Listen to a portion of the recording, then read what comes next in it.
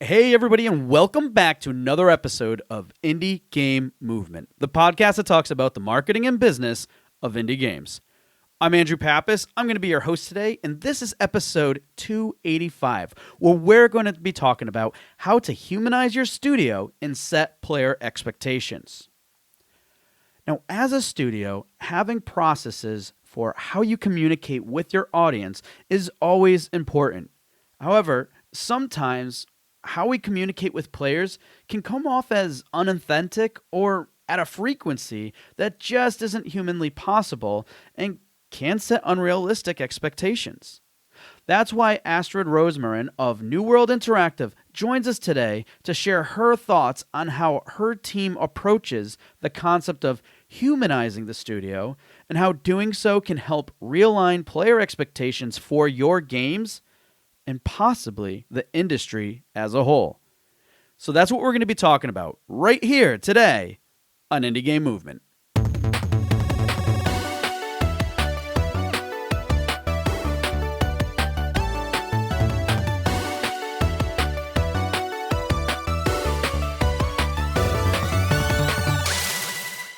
Hey, everybody, and we're back. And today with me, I have Astrid Rosemarin.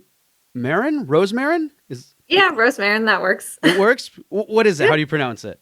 Rosemarin. Okay, it does work. Yeah. Yeah. From New World Interactive. Astrid, thank you so much for being here today. How are you doing? I'm good. I'm recovering from going to a conference last week, but no sickness at all. So, it's just Good. sleep deprivation. Well, hopefully that's still the case from here on out and for conferences to come. So, again, thank you so much for joining us. And real quick, Astrid, I'd love for you to introduce yourself. Tell us what it is you do for New World Interactive. And when you're not busy doing all this cool game stuff with them, what do you do in your spare time? What are hobbies or just fun things that you do to kind of unplug and relax when you're not working in games? Yeah. So, hello, I'm Astrid. I am the communications director at New World Interactive, which essentially means that I oversee community, player support, PR, and sort of content creator relations. A lot of people will call it influencer relations, but I like to use content creators. So all of those different domains are on the communications team at New World, and currently we're actively supporting one live game called Insurgency Sandstorm, and we're working on other games that are unannounced. Top secret. Top secret. Nice. Cool. And then when that's not going on, what do you do in your spare time? How do you Fun unplug? things. Yeah, fun. Well, that's fun too, I'm sure. Everything has its moments, though, right? It's true. It's true. What do I like to do? I like to read. I like to do jigsaw puzzles. Um, I I like to go for walks. I live in an old part of the city of Montreal, Oh, which is cool. like 300, 400 years old. And so the area that I live in, it's really beautiful to walk around, see the canal, and right now it's the fall, so all the leaves are changing, and it's just very pretty. Nice. Well, definitely some good things to do where you live and to unplug and everything else. So thank you for sharing that with us. But we want to dig in and find out a little bit more from you by jumping into the Q Box round. And folks, for those of you who aren't familiar, the Q Box round is simply just a series of random questions I prepared for Astrid today. And Astrid, are you ready for the Q Box round? Sure, lightning round. Yeah, right? All right. What is, or what was, I should say, your favorite stuffed animal as a kid? So is actually right. My Oh, favorite stuffed animal is his name is Papa Elephant, and I still have him sitting on a chair in our bedroom. oh, And over the years, I've collected like a very small collection of elephants and stuffed animals, and so they all kind of sit together. that is Yep. that's awesome and really cute. And it reminds me of a funny story quick one where I think Victoria Tron has this either childhood stuffed animal, and it was of Snoopy, a small Snoopy. And when I first saw that, I reached out to her immediately. It was like, I have that same one too. I don't know where it is now. Really? Yeah, it was too funny. But yeah, that was mine at least. A little Snoopy, and the fact that she had it too was just go figure. Yeah. What are the chances? I know, right? Jeez. But that's awesome, Papa Elephant. He's, I love What cereal brand best represents your personality?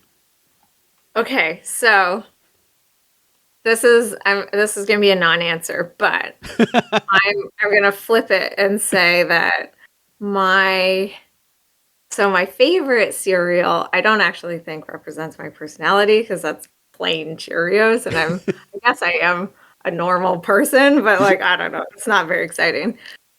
But the controversial thing, and we would have debates about this at my last job at an agency called Evolve PR. I really like cereal just raw with no milk. So I like munching on like raw Cheerios or like mini wheats just as a snack. I don't need milk, maybe a teeny tiny little bit here and there, but yeah, just like it's a weird thing. I don't know. It's not at all, because that is exactly how my daughter eats cereal. Like, Really? she is Yes. extremely objectional about milk, and even if I recommend it, like, why don't you try it with milk? She gives me this stare, like, I don't do that. So, It's just like it's crunchy, you know. I really like popcorn too, so I think I don't know, it's crunchy, yeah. yummy. All right, so you're right. Not an answer. It is a tough question because I can't think of what cereal like, and I think a lot of other people would have a difficult time, but I still like that answer because it's not what you would expect. So, all right, if you had to sing karaoke or karaoke, however people say it, what song would you pick? Um, I really love doing karaoke, but I don't actually like doing it solo. I like the group Hmm. experience, the camaraderie, the fun, sort of everybody singing along or whatever, especially like in Toronto where I grew up and I spent many years. There are some really good karaoke bars where you have the little rooms, and so it's just you and Mm. your like friends. And so I kind of just sing along with everyone. I'm that very lame person that will never go up by myself. So it doesn't matter the song. Is there as a group? Is there a song like among friends that you are like, oh, we got to do this one, or just I you mean, go I go like with the pop flow? songs and stuff. Yeah, but I don't care. Whatever. Whatever. If everyone's having fun, I'm having fun. I don't care. Whatever we're having fun with. I like it. Yeah, just go with the group, I guess. All right. So on the theme of music here, if you had a theme song, what would it be? Hmm. That I have no idea. I'm gonna say the cha cha slide because it is a little cheesy. Everybody loves it. That's super. That came out bad. Oh no. We're off to a really bad start. No, I don't it's know. fine. It's just fun. It's like it's there. It's kind of timeless, but also dated both at the same time. I don't know. It does its own thing. There you go. We'll take it. I like it. And then last but not least, and the staple here on the show, folks, is what game are you playing now? Really, what I'm playing the most right now is an announced game that doesn't exist yet in real Ooh. life. I actually play a lot of mobile games, and so I am probably spending the most time on Pikmin Bloom, which is Ooh, like okay. essentially a glorified walking meter. That's all right. It counts. And I know I couldn't, based off of your first answer, I couldn't use that as a kind of a loophole to tell us what that is, huh? No, didn't think so. Top secret. Top Just have secret. to follow all the New World accounts on the social medias and It's all what right. happens.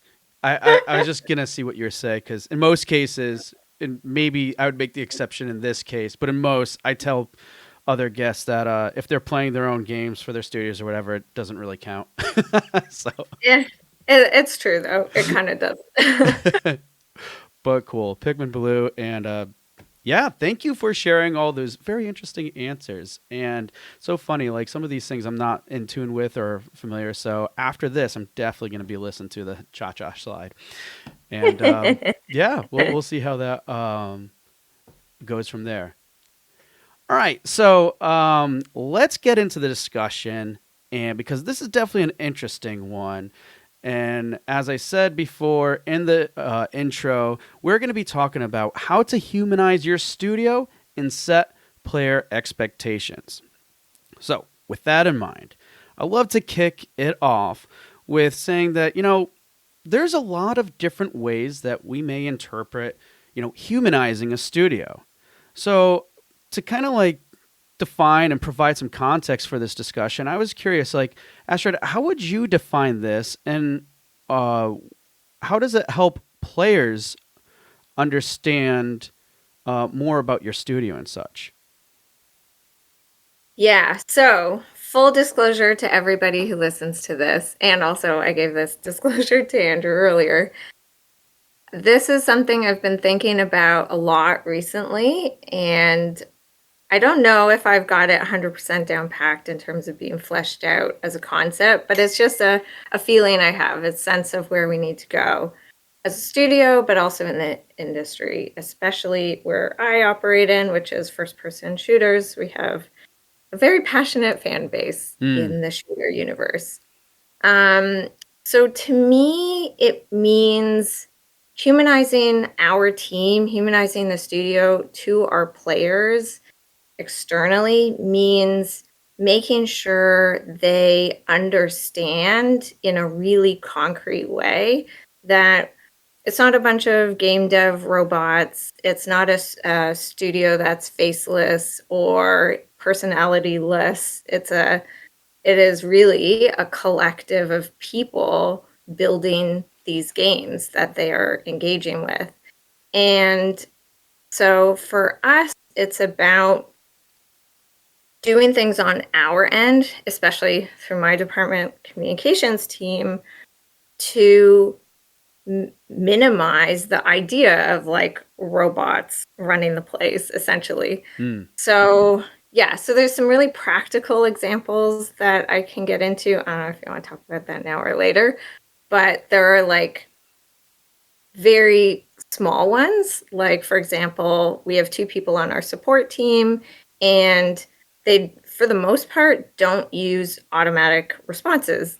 There are sometimes we'll use automatic responses if we have to collect very specific information and we just have a list like, what platform are you on and your operating system and whatever. But every other response is like handwritten by a person who has a name, and they write things in their own way. So if you're talking to one person or the other, you will get different answers, right. like in the phrasing and the language, and it just feels like you're talking to a human. So that's like a very simple example, but you can take that and just extrapolate into every other area as well, essentially. Yeah, and it's a good point too because I think from this definition, because humanizing in general, it can really carry over into like let's say internally with the team or even externally, as you said, and that being kind of the focal point and how you're kind of positioning this outlook on this concept and idea and everything. So why don't we talk a little bit kind of about both those worlds because we can see how they can definitely relate with each other. So I want to go into further in terms of let's call this humanizing the process. So, and this is something I strongly believe in general is just like having processes and they all have their place and they're important, right? So having structure, a certain cadence, and all these other processes that are absolutely essential for studios to operate, especially when it comes to marketing tasks. But sometimes they can definitely be very monotonous. So, what do you think are good ways to kind of humanize these things, especially when these processes are important? Yeah, it's true, especially with on the community side and the social media side, there's a lot of automation that can happen. And so we actually, we don't do a lot of that. It's very infrequent that we'll schedule anything on the social sites, for example.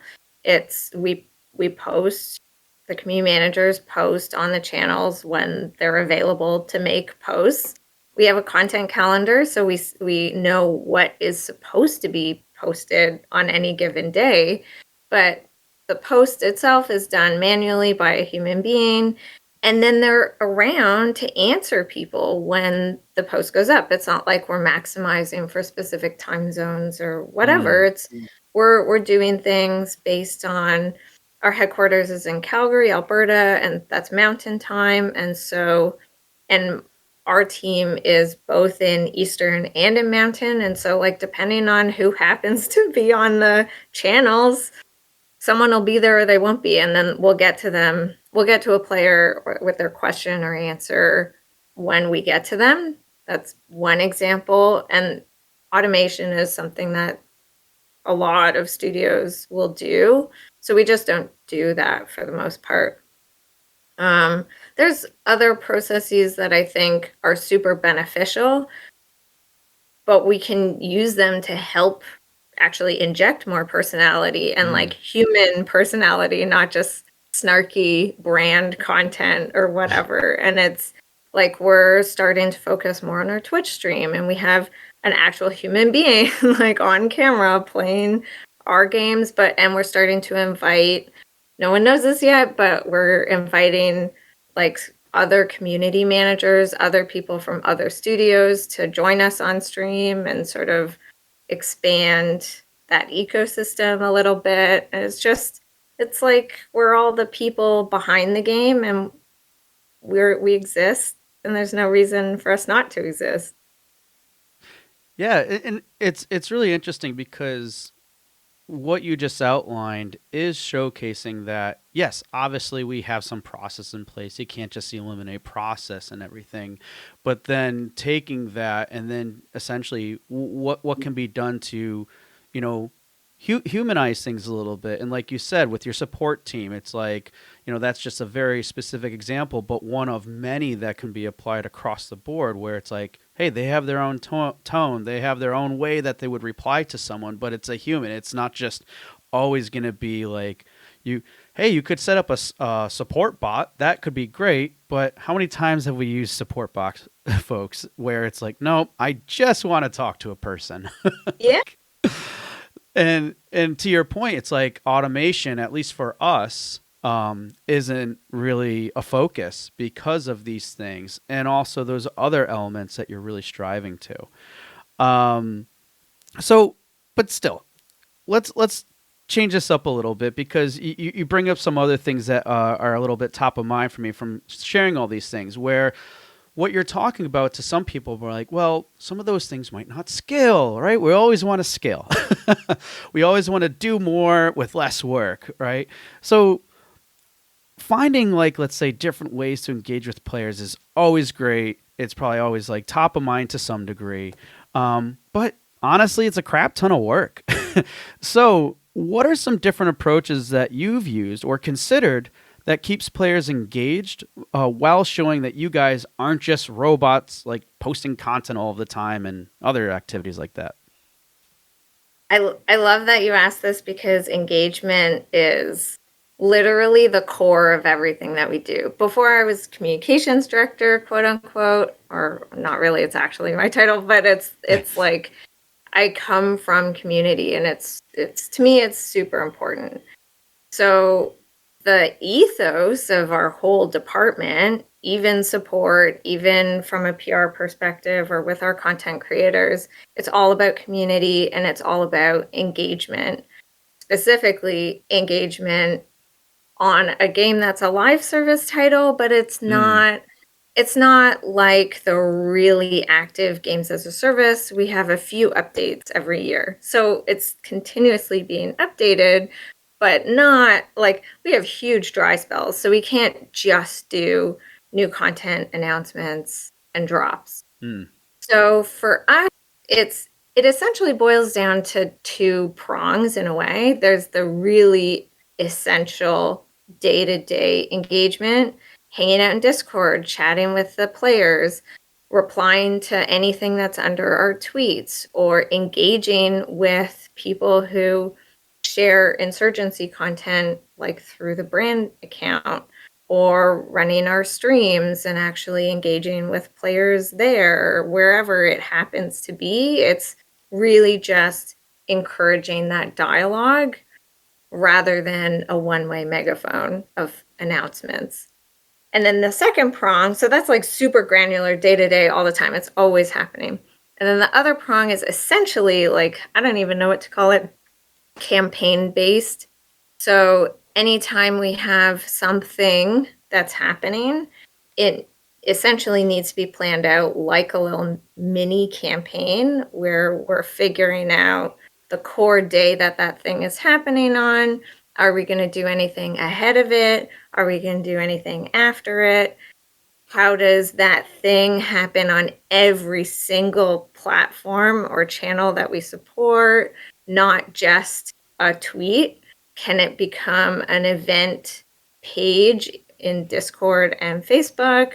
Can it be like a 9 by grid on Instagram? Should it be a reel? If it's a TikTok, then does it bleed out onto YouTube Shorts? Like, we're always looking for ways to have everything be everywhere and in as many formats as possible, which, yes, it is a lot of work. It's just a lot of work. Like, there's no way about it. It is work.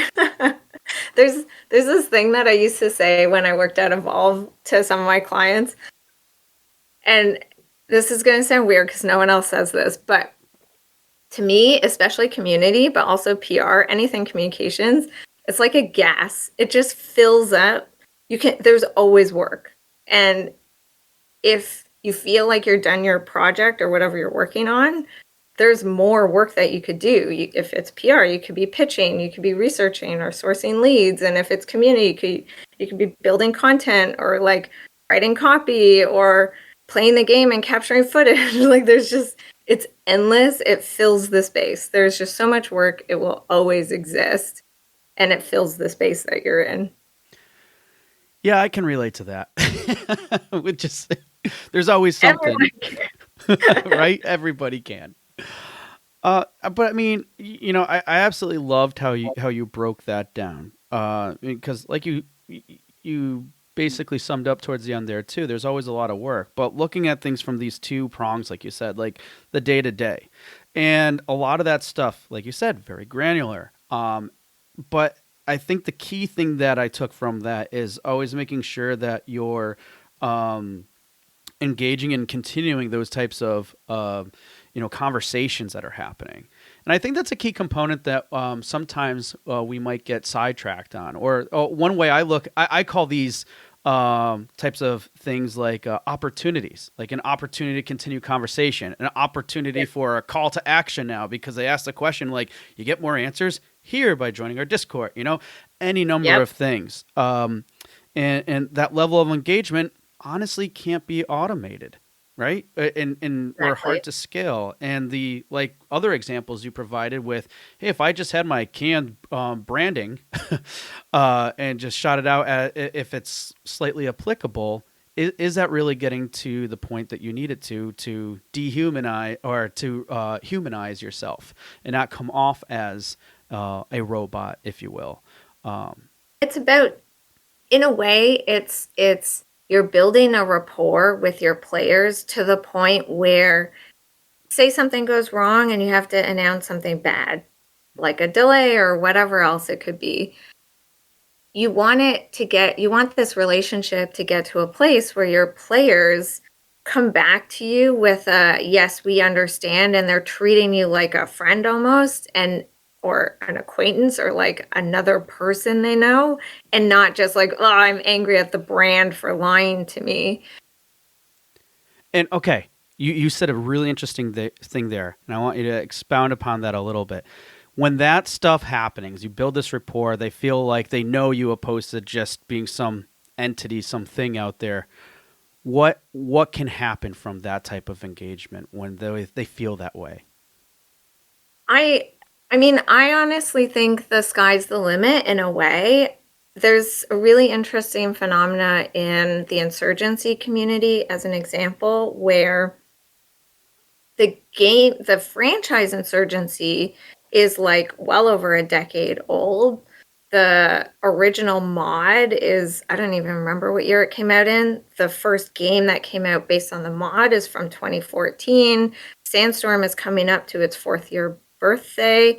And so that community is, they've been around a while, some of them. We have new people coming in all the time, which is fun and exciting. But at the end of the day, we've got people who honestly have grown up and don't play as much or in the same way as they used to when they first came to the game. And but they still hang out in our Discord, a lot of them, and they still chat with players. And it's more about the ecosystem that's being built. I super ruffled feathers when I first started here a year ago because I kind of just crash landed and started doing things. But at the end of the day, it's about setting tone, setting sort of guidelines of what works and what doesn't, and then building an ecosystem that anyone can join and at any different point. So some people don't want to be in the Discord. That's okay. We can allow them, like, give them spaces in other places, or the subreddit for the game is not run by us. It's a community run subreddit. And so the door is open. They can reach out anytime if they want to. But Mm. it's like we don't, that's their space to run. And so there's even places where you can be critical of us that we don't, we don't touch. So there's kind of a place for everyone. And I like it that way because that means people can do what works for them, not what works for us. It's a really great way, an example to showcase other things in terms of, I think, this whole concept and mindset of humanizing your studio, because I know one thing, and this is something I think about a lot, and I'm sure a lot of people in general, is like keeping that level of control, right? We all want control to an extent, but we can't Yeah, always control everything. And exactly. with the example you provided with, that subreddit, I mean, if anything, that's like probably an awesome thing for someone out there or a group of people to create the subreddit and have it be fairly very active, or even fairly active. But being okay with that, like, hey, we don't have control over that, but that's okay. And having that mindset is just another characteristic of how you can be very open, receptive, but also knowing you don't always need to be in control of these things, because there's only so much you can be in control of. It's true. And, I think it's like people who manage brands, especially online, we all just need to kind of chill out a little bit and understand, as you said, we can't control everything. And if we try, usually that's when bad things start to happen because it's just like, oh, it's that original quote from Leia about like the stronger you strengthen your grip, the more issues, whatever the gaming equivalent of star systems is, that Yeah. slips through your fingers. It's like you're too powerful and it doesn't work. Right. No, great analogy. But yeah, absolutely. Not only that, you're probably going to set yourself up to not hit those same expectations you had. If you think you control everything and you can't, then what does that do to you from an expectation standpoint? So, Yeah, all true. interesting stuff. Speaking of expectations, I want to kind of shift this conversation a little bit in terms of talking about player expectations, because we have this idea of like, all right, we're humanizing ourselves and everything, but what does that also mean to players, especially when we're always trying to set player expectations, and we're trying to, a lot of times, and I'm sure most of us can relate, bring them down a few notches, because sometimes who knows where these these ideas from, but they get them somewhere, and it's our job to make sure it's clear and everything. So here's, I think, a big one, and probably part of the mindset where players may be coming from. Is, we're in this world where everyone is just so used to having information and answers at their fingertips. And because of this, like, players' expectations have grown to an unprecedented level that, quite frankly, doesn't align with reality. I'm going to digress for a moment here and give you guys a quick example. My son, he's 9. He got really into Overwatch, and he realized there was a bug that something wouldn't be enabled when he received a new player or something. Dad, can't you just text them? And I'm like, no, that doesn't work that way. And then he's like, well, Dad, did you find out yet from them? Like, that's his expectation. You just look online. I'm sure so many other people. So anyways, like I said, I digress. But my question here is, how does humanizing your studio in a public-facing capacity help reset player expectations of always having access to answers? I think this gets at the core of what we were talking about before with the humanizing, and we're not a bunch of robots behind the scenes. So I was in a Twitter conversation the other day with, I can't even remember how it started, one of the AAA sort of blowouts that's been going on. I mean, it's always like that. But someone said that studios and publishers have an onus on them to do more sort of reveals, to talk about the behind the scenes more, to sort of educate players more so they have a better understanding of reality, like real reality. And what the discussion centered around is that essentially there's only probably 1 or 2 publishers in the games industry that, if they did any of that, would get any kind of media coverage. Like, I could literally take a camcorder and like walk to we're remote, so it's a bit different for New World, but it's like I could go to every single person's computer and interview them and talk about what they're up to and how things work. And no one would care. Like, no media would cover it, for sure. We're not that big enough. And it's just like it wouldn't do anything. I've tried. It doesn't do anything. And so to me, this is part of why we have to focus on community. It is slow, it's a slog, but we are essentially educating our fan base, our player base, the people who choose to engage with us beyond just playing the game.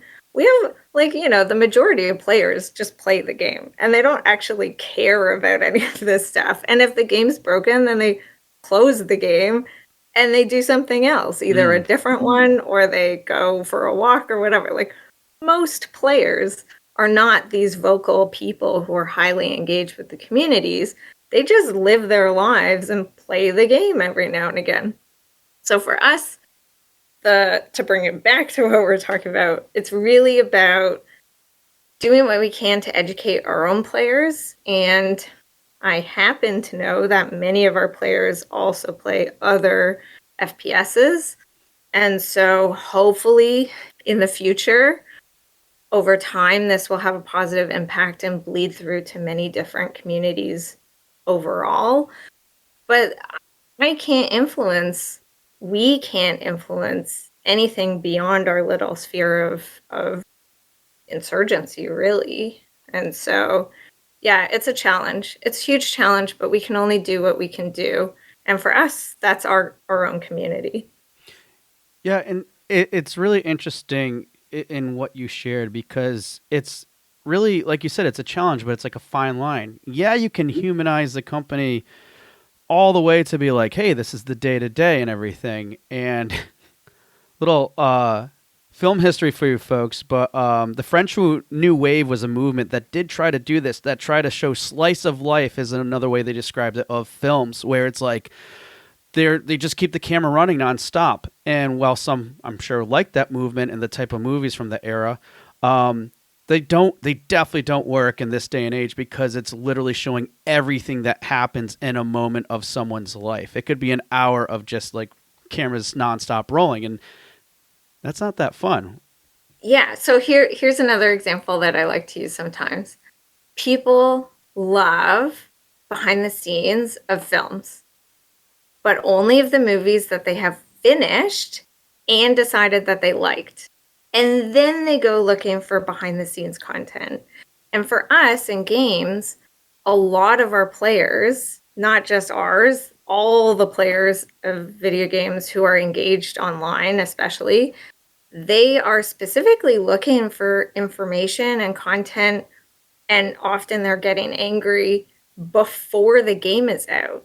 So it's like the complete opposite of what does work in film, because they haven't played the game. They don't know if they actually like it. They're just looking forward to it. So behind the scenes wouldn't do anything for them. They were just like, okay, make that 3D model faster. Like, go.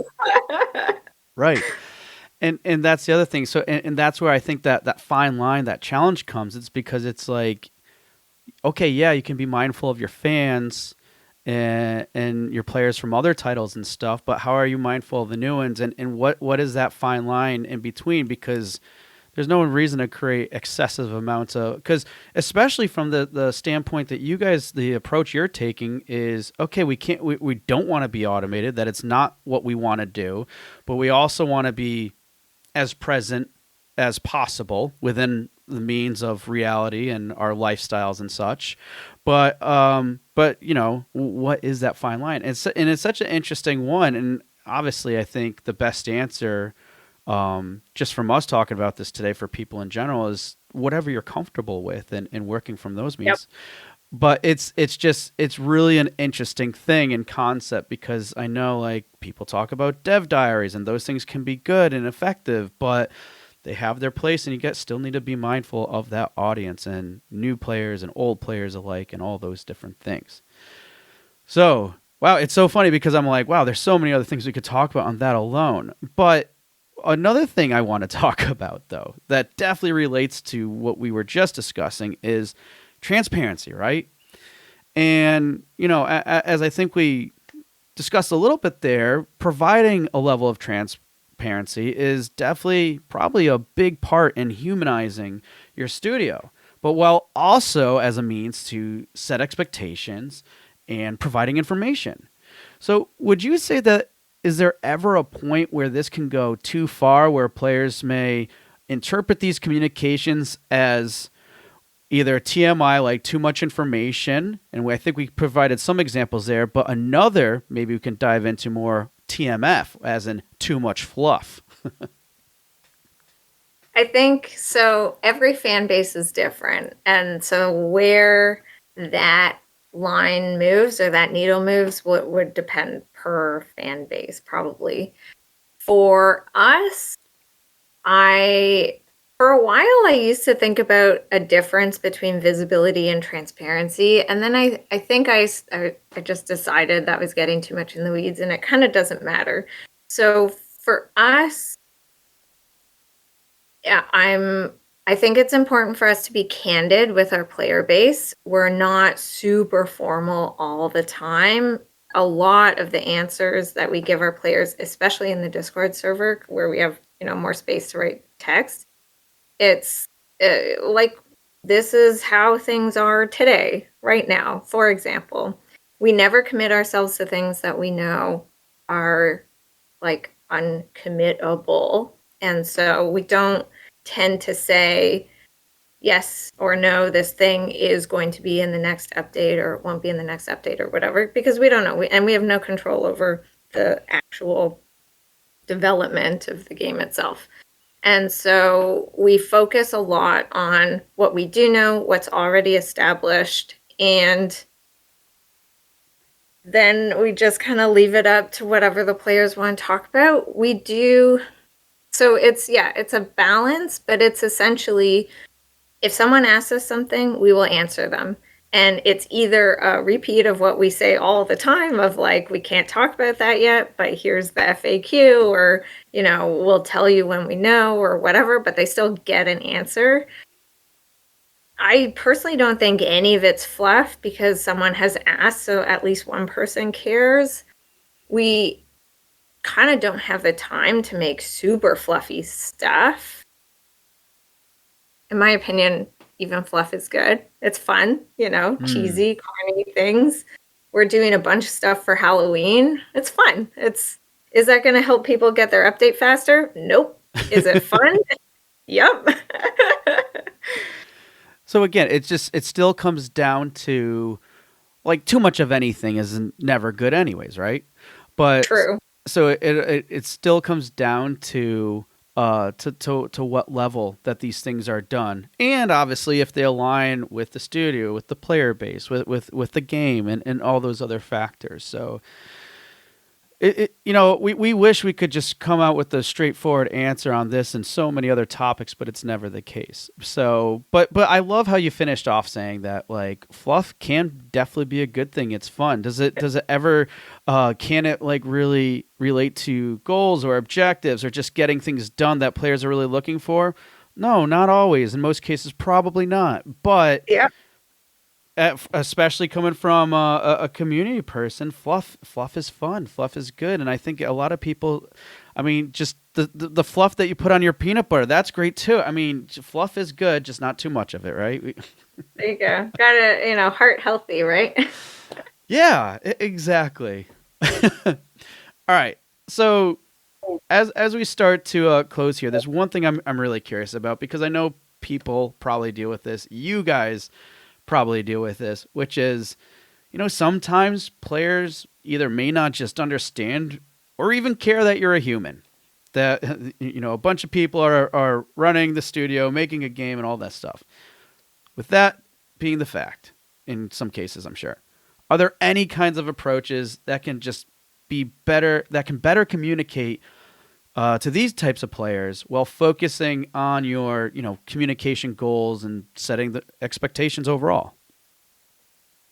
Yeah, I mean, for sure, that's probably most players is they don't really care about engaging with us at all as the developers.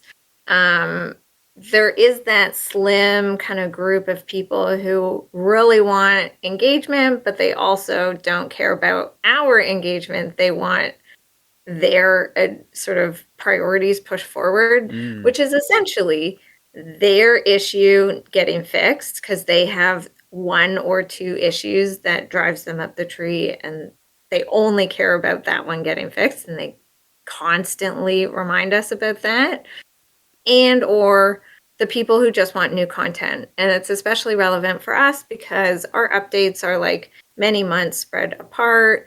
It's not such an actively updated game that you see, fresh content drops every week or every 2 weeks or whatever. And it's also not on a schedule. We push the updates out when they're finished. And so it's like we can't even really share a roadmap or anything like that. It's just like you get the content when you get it. And so for us, in a way, so many of those elements are out of our control that we can really just do what we do. And those players who are rude to us, like, there's only so far you can go. So everyone gets an answer, especially on the first try. If you start harassing anyone on our team or the studio accounts themselves, which have humans behind them, it's then, we don't really engage with any of that. And then the people who do the really bad stuff, if anything really horrible happened, then we would report it to whoever needs to have reports. But those are super far in between. They're Mm. like really infrequent, so we don't really do too much. And you know what I find really interesting from that is because a lot of people probably think having that either that cadence or that frequency of communication, whether it be in the form of an update or an actual content update being available. I think what you guys showcase and is really important to be mindful of, we're constantly thinking of, hey, if we establish some level of consistency, that will then at least players can align with that. Like, okay, they say they're going to update us once a month, and great, and they follow to that. But in your case, by probably through example and showcasing this, there is no, like you said, that you don't either have or typically have a roadmap, but you are at least establishing and have established that is just an expectation. There is no roadmap. And whether you come out and make that statement or not, you're still establishing that. So you're kind of like setting the precedence for those players and future players, which I think is important to go, because let's say it would be maybe a hard change if you always had that cadence, you always had that consistency, and then switched it for whatever reason, or Yeah. vice versa. So Yeah. I just like that you shared that, because it's something that we tend to forget, where we think this is a general rule, we should follow it if it's weekly, bi-weekly, monthly, whatever the time frame may be. But it's really just being mindful of what works for you, what are you comfortable with, and just that is still a form of setting expectation. And it's like roadmaps are great. I think they're wonderful. And if we could have a roadmap, I would totally do it. But at the end of the day, it just comes down to this concept of like, we're not developing per this crazy strict schedule. We are developing per the sort of what we have that exists in real life. And so you just have to roll with it. And it's about telling our players know there's 2 more major updates. That's been on the thing for like 113, 114 or what's left, and that's on all our stuff. There's no information about them, and we'll reveal more information when we have them. So they know new content's coming. And so like they just kind of have to wait. As bad as that sounds, that's life. And especially in our case where we have multiple companies, we have a publisher, it's like there's a lot of people involved. Things take time, and there's no reason why anyone needs to get all huffed up about it. It's like we'll all survive. We'll all get through this eventually, one day. And we all know how strict schedules work for the general industry members involved with there. It's just, frankly put, it's not fun. Yeah, it's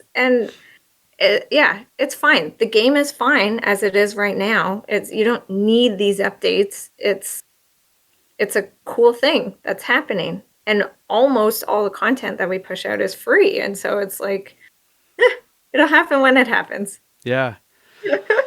And again, this leads back to kind of this shift that you guys are trying to hope that other teams and just can you kind of like grow to the rest of the industry and the community. And it's really like a cultural shift if you think about it, or it could be even generational or whatever, because just again, with the example I shared with my son, having these expectations that things can just pop up or whatever, and being, I think, one of I'm sure many, but many more that need to get on this bandwagon, if you will, to help adapt this, because it just overall it just makes for a better quality of life without going really deep. And Yeah, that's it too. At the end of the day, we are all people with lives, and that's the whole other part of it, right? We're a studio that isn't pushing crunch on our staff, really. Actually, to be honest, like very transparently, most of the New World staff is not even on Insurgency. They're working on our next game. And so it's like they're just doing their thing. And then our little communications team and a little skeleton crew and all our various partners and everything, we're plugging away and we're doing stuff. But it's like we all have lives. We're all sort of just trying to scrape by, yeah, It's like cool. Well, definitely liked everything that you shared, and just super insightful stuff. But as we start closing, I would love for you to share like a few tips or suggestions you would have for people that are highly considering trying to humanize your studio while also making sure that they're properly setting those expectations for their players. been thinking about this a little bit. So I think I have some. The first would be that any studio of any size, all of these kind of apply to the tiniest little indies all the way up to hopefully AAA. I've never worked for a AAA studio. But I think the first one is that it's okay to not fret about every single little thing related, especially related to community, but anything in communications can be this way. And what I mean more specifically about that is very often we'll see discussions in community circles of about what the best time zone is to post in, or what tools are the best for tracking every piece of sentiment, or like what do your reports look like. And at Evolve, or we would make a ton of reports for clients that who knows how much they were actually reading, let alone actioning on. And it's just like this churn of just like doing all this work that is it actually actionable? Is it actually benefiting you in some way that isn't a tiny, tiny margin? And what's that ratio of work and stress to just like not worth doing? Are you actually going to make $8 billion more dollars based on these teeny tiny little tweaks or not? And how much stress is that causing? Anyway, so just, everyone take a deep breath. Let's all chill out, go for a walk. It's okay. We don't need to obsess over all these things. So that's the first one. The second one is not about this specifically. It's always my advice to everybody, especially on social media, but it can apply to many different things, which is throw the spaghetti at the wall and see what happens, because you never know what's going to be successful, especially because most of these things are impacted by factors way out of your control. It could be just the current societal mood is in a certain way and something takes off, or it doesn't. It's not necessarily your fault. So just keep throwing things out there, keep experimenting and tweaking, and try something new, and try a meme if you've never memed before. Like, Yeah. what's the worst that can happen, really? And then the third one is probably, well, it's really just I will channel that conversation that I had on Twitter with those people the other day of the more we can do to educate people outside the industry. Games is a bonkers industry. We are essentially every cultural sector smushed into one. It's technology, it's art, it's theater, it's the written language, it's like acting, it's scenery, it's film, it's cinematography, it's like engagement, high levels of interactivity beyond any other forms of entertainment. It's like all these different entertainment industries are smushed together with games. And it's complicated. It's really hard to make video games and to sell them and to market them and talk about them. So we can all probably do a better job, myself included, my team included, of just getting better about educating players. However that works for you. If you are a very shy person, you don't want to talk to players, then support your studio's community teams because we're kind of on our own half the time. Yeah, and I really like you ending with that one because again, it talks about what we were discussing just a moment ago about how this can be a really big shift and what we do and how we think about doing things moving forward can really affect the industry as a whole, but possibly all of humankind. I mean, it's very big Like, picture thinking. brain. Yeah, but like, just think about it for a minute. Like the things you do, and I'm sure a lot of you listening today feel that way to some shape or form or degree, that what you're doing is something that can definitely be impactful. So for your players, for other people.